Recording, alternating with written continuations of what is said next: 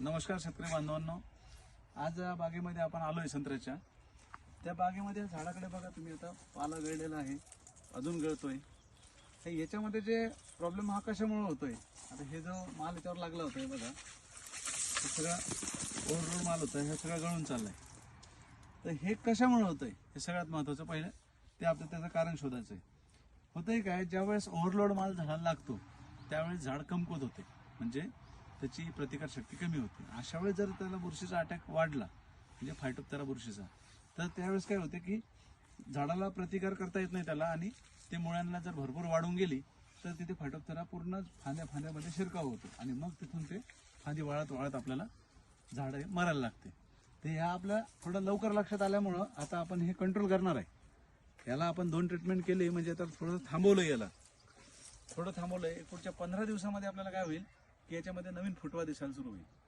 ह्याच्याही पेक्षा आपल्याला अर्ली हे ओळखायचं असेल तर आपण दुसरं झाड बघू.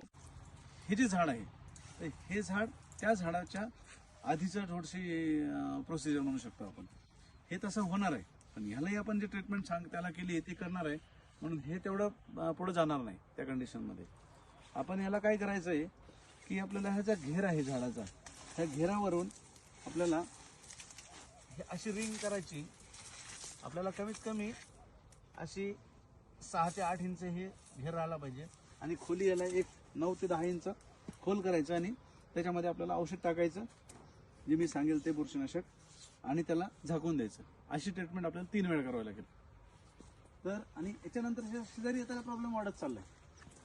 तर बघा, हे झाड तुम्हाला चांगलं दिसते फोटोमध्ये, व्हिडिओमध्ये तुम्हाला हे झाड चांगलं दिसत असेल, पण याच्यावर हा 10 ते 15% अटॅक आलेला आहे. शेंडेवाळी, कारण हे शेंड्यापासून जे आपल्याला दिसतंय फांदी वाळत आहे, त्याच्यात तो सुरुवात झालेली आहे.